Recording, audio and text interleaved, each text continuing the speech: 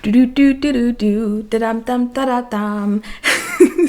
Hello everyone, it's Seiji, and today I will be talking about one of my favorite books from 2020, namely Earthlings by Sayaka Murata. But before I start, I would like to show you what I'm wearing today. So in general, like my closet here in my new apartment is very limited. I think I have like a suitcase worth of clothes here. Nevertheless, today I am wearing a shirt that I bought when I was studying in Poland for summer a couple of years ago. So actually this was a dress. So the thing was that the dress hugged my body in a really awkward and weird way. So over the holidays I decided to just cut it and turn it into this sort of crop top shirt thingy, and so now it looks like this, and I'm very happy with that. Nevertheless, let's get back to the book review. First, I would like to thank Granta for gifting me a copy. They sent me an early translation draft, I think back in January 2020, so it's been quite a while since I've read it, but it's still a book that lives very vividly in my memory, if that makes any sense, because yeah, it was pretty wild. It was a wild reading experience. Anyway, this is the second piece of Murata's work to have been translated to the English, and it's also the second book of hers that I've read. I read Convenience Store Woman, I think about 2 or 3 years ago, and to this day it's still one of my favorite books. I also did a book review for that one, so I will leave a link in the description box and also put a card somewhere here.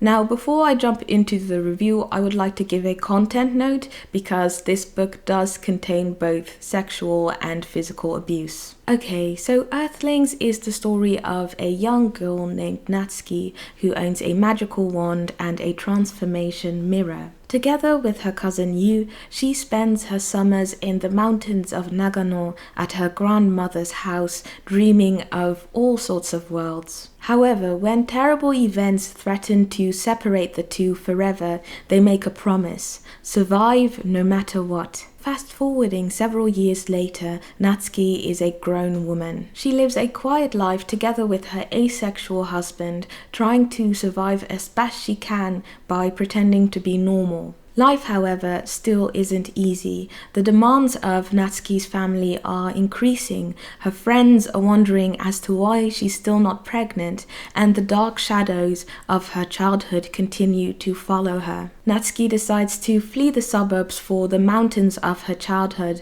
and prepares for a reunion with Yu. Like I said before, reading this book was quite an experience to say the least. With this story, Murata returns to the primary theme that presented itself in Convenience Store Woman, namely the pressure of social conformity from a female perspective. How does one deal with the consequences that come with the inability or unwillingness to conform to what society deems to be acceptable? What distinguishes Earthlings from Convenience Store Woman is the noticeable presence of both sexual and physical violence. There is sexual assault, pedophilia, incest, domestic abuse, which all make it so much harder to digest in comparison to Convenience Store Woman. And so it's true that there are many passages that invoke a very strong sense of discomfort, but they aren't there without a purpose. Murata juxtaposes the ugly and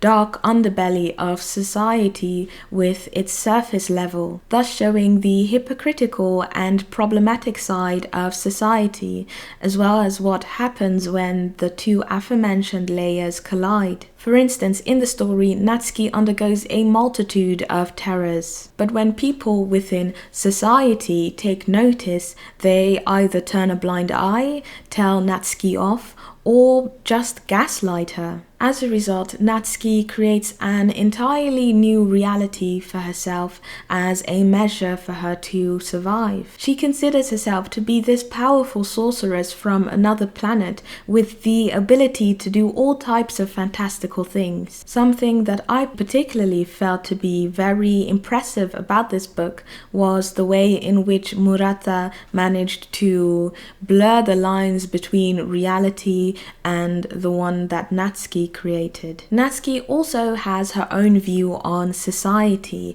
calling it the factory. Basically, we all grow up to become tools of the factory, and we are expected to produce even more humans. However, if you do not adhere to your duties, if you refuse to use your body to create new life, you will be shunned, rejected, mistreated, and eventually forced into submission. This book is definitely darker and far more disturbing than Convenience Store Woman, and it takes a lot of wild turns. I personally could not have predicted the ending. It was like, when I read it, I really had to just take a second to process all of my thoughts because it was just so much to take in. But in hindsight, looking back, looking at the trajectory of Natsuki's life, to an extent, it felt very inevitable. It was as if there really wasn't anything that Natsuki could do in order to change the way her life kind of turned out. One thing that I personally found very shocking about the book was how towards the end Murata just makes an entire 180, and so where she previously used to be very implicit, she becomes almost violently explicit, hammering down on the horrors that have been brewing below the surface throughout the entire story. So yeah, to be honest, I don't think that this story is for everyone, but I personally felt it to be very affecting, and even after a year, I still find it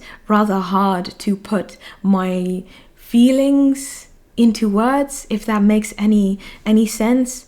But yes, if you've listened to this review and you think that it might be a book for you, I would highly recommend it. Murata is truly an amazingly talented writer, so I am definitely looking forward to reading more of her work in the future. I actually have 2 of her novels at my parents' house in the Japanese, so yeah, those really function more as a motivation for me to continue studying Japanese so I can get to them. Maybe I'll talk about them in the future, who knows.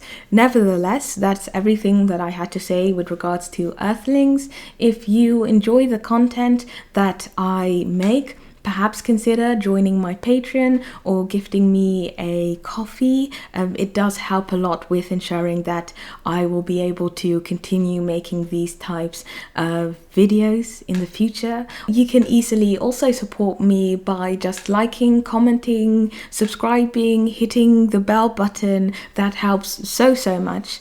Anyway, is there anything else I had to say? Yes, I have a Twitch channel, so I stream both on YouTube and on Twitch, so follow me there. I'll put a link in the description box. And yes, as always, thank you so much for watching, and I hope to see you in another video.